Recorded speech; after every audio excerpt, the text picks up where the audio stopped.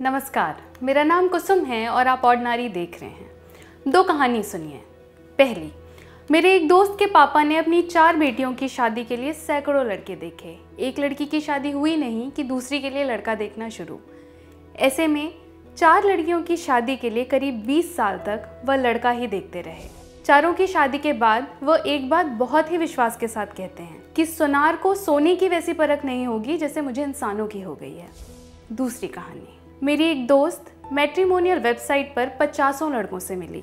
सबसे बात करने, उनको परखने और उनको समझने के बाद उसे एक लड़का पसंद आया। उन दोनों की शादी हो गई और दोनों साथ में बेहद खुश हैं। इन दोनों कहानियों से मिलती जुलती कई कहानियां हमें अपने आसपास बहुत मिल जाएंगी, लेकिन एक तीसरी कहानी भी है जिसका सिलसिला अब शुरू हुआ है। तीसरी कहानी शादी कराने वाली वेबसाइट्स की है। इनके नाम पर ठगी करने वाले सिंडिकेट की है। एक ऐसा प्लेटफॉर्म जहां हम अपना जीवन साथी तलाश करने की उम्मीद पाले बैठे हैं, वहां एक ऐसा गिरोह सक्रिय है जो हमारी उम्मीदों को चकनाचूर कर रहा है, हमें ट्रैप कर रहा है, हमसे पैसे ऐंठ रहा है और हमारे इमोशंस का मजाक बना रहा है। दरअसल भारत में हर साल 10 से 12 मिलियन यानी 1 करोड़ से ज़्यादा शादियाँ होती है। इनमें से 6% शादियाँ ऑनलाइन फिक्स होती हैं। मतलब हर साल होने वाली 6 से 7 लाख शादियाँ ऑनलाइन पोर्टल्स के माध्यम से तय होती हैं। ये डेटा मैट्रिमोनी.com के CEO एम जानकी रामन ने 2018 में फाइनेंशियल एक्सप्रेस को दिए एक इंटरव्यू में दिया था। मैट्रिमोनी.com हमारे देश में ऑनलाइन मैचमेकिंग की सबसे बड़ी वेबसाइट्स में से एक है। भाषा, धर्म, एथनिसिटी के आधार पर इसके 25 से ज़्यादा वेबसाइट्स चलते हैं। भारत मैट्रिमोनी का नाम आपने सुना होगा, ये इसी कंपनी की है। इसके अलावा शादी.com और जीवनसाथी.com इस मार्केट के बड़े प्लेयर्स हैं। आगे बढ़ने से पहले कुछ लड़कियों की आप बीती सुन लीजिए। एक लड़की से कस्टम का सामान छुड़ाने के नाम पर 12 लाख रुपए ठग लिए गए। मैंने शादी.com पर अपनी प्रोफाइल बनाई। वहाँ मुझे अजय नाम का लड़का मिला। वह इंग्लैंड में रहता था और पेशे से डॉक्टर था। प्रोफाइल में उसने इंग्लैंड का पता भी दिया था। उसने कहा कि वह भारत में सेटल होना चाहता है। इस साल 4 जनवरी को उसने कहा कि वह अपना सामान कोरियर से भारत भेज रहा है। उसने खुद वॉशिंगटन जाने की बात कही कि उसे वहाँ किसी से पैसे लेने हैं। इसके बाद 8 जनवरी को मेरे पास सिमरन देसाई नाम की एक लड़की का फ़ोन आया। उसने कहा कि अजय ने जो सामान भेजा है वो कस्टम में फंस गया है। मुझे बताया गया कि सामान में 1,60,000 पाउंड है। मैंने अजय को फ़ोन किया तो उसने कहा कि उसकी 8 साल की कमाई है, सामान नहीं छुड़वाया तो वो बर्बाद हो जाएगा। उसने मुझसे कहा कि सामान छुड़वाने के लिए मैं 12 लाख ट्रांसफ़र कर दूँ। मुझे उस पर इतना भरोसा हो गया था कि मैंने पैसे ट्रांसफ़र कर दिए। अब उसका फ़ोन बंद आ रहा है। दूसरी आप बीती, देहरादून में रहने वाले एक आदमी ने दिल्ली की 2 लड़कियों को ठगा। हम उत्तराखंड के रहने वाले हैं तो मेरे लिए रिश्ते भी हम उत्तराखंड कम्युनिटी में ही ढूंढ रहे थे। वेबसाइट पर एक लड़के की प्रोफाइल पसंद आई तो मैंने उससे बातचीत शुरू की। कुछ दिनों तक बातचीत होती रही। इस दौरान वो अक्सर कहता कि बिजनेस में लॉस हो रहा है, घर से पैसे नहीं लेता, पैसों की बड़ी दिक्कत हो रही है। मैंने 1-2 बार उसको 1000-2000 रुपये दे दिए, लेकिन उसकी बातों से मुझे डाउट होने लगा तो मेरे परिवार ने पुलिस में शिकायत करवाई। पुलिस की जांच में पता चला कि वो देहरादून में रहता था। उसने अपनी प्रोफाइल में उत्तराखंड बीजेपी के किसी नेता का नाम यूज़ किया था और फोटो मध्य प्रदेश के किसी विधायक के बेटे की लगाई थी। कुछ दिनों बाद एक और लड़की ने मोहन नगर थाने में शिकायत करवाई उसी लड़के की। उसने उस लड़के को 50,000 रुपये दे दिए थे। इसके बाद पुलिस ने देहरादून जाकर उस लड़के को गिरफ्तार किया। तीसरी आप बीती, नंबर से शक हुआ तब बातचीत बंद की। लोकल मैट्रिमोनी और रिश्तेदारों में बात नहीं बनने के बाद मैंने betterhalf.com पे अपनी प्रोफाइल बनाई। मुझे रोहन नाम का लड़का मिला। वो बेंगलुरु में रहता था और मेरे होम टाउन का रहने वाला था। उसने बताया कि वो किसी बड़ी एमएनसी में काम करता है। मैं उससे बात करने लगी। मैंने उसे फेसबुक पर सर्च किया लेकिन वो नहीं मिला। मैं जब भी उसकी फेसबुक प्रोफाइल मांगती वो टाल देता और कोई और ही बात करने लगता।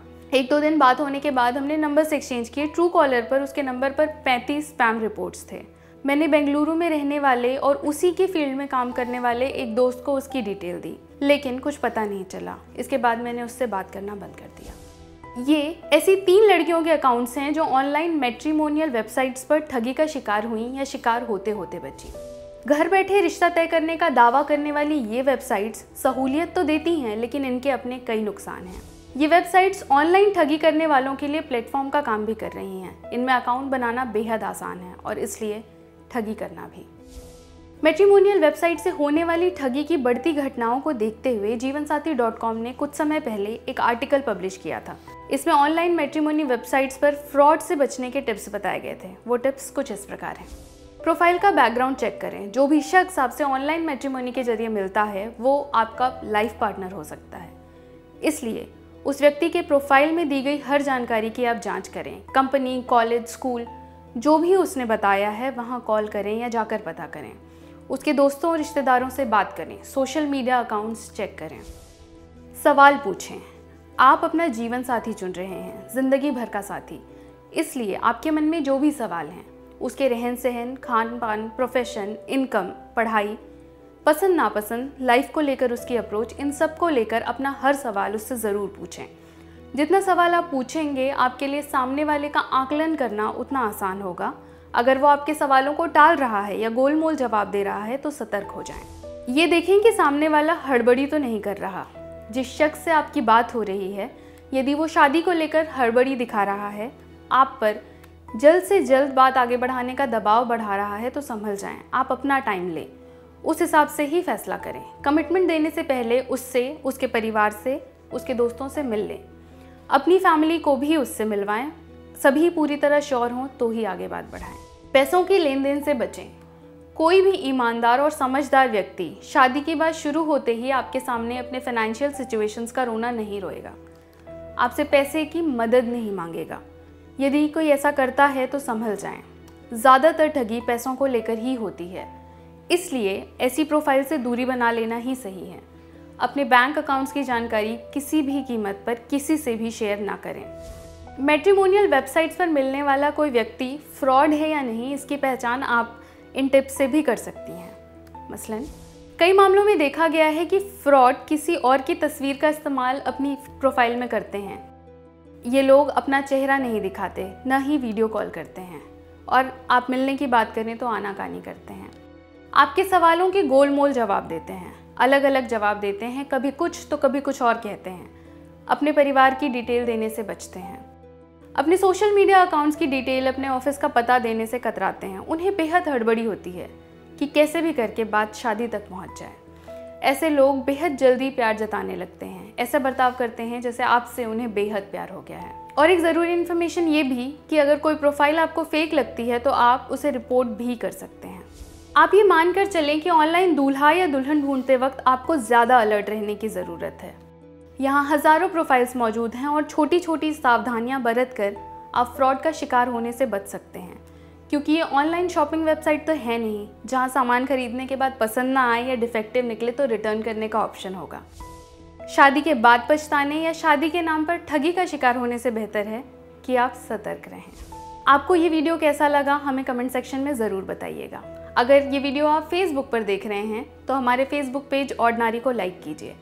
अगर ये वीडियो आप यूट्यूब पर देख रहे हैं तो हमारे यूट्यूब चैनल ऑर्डिनरी को सब्सक्राइब करिए।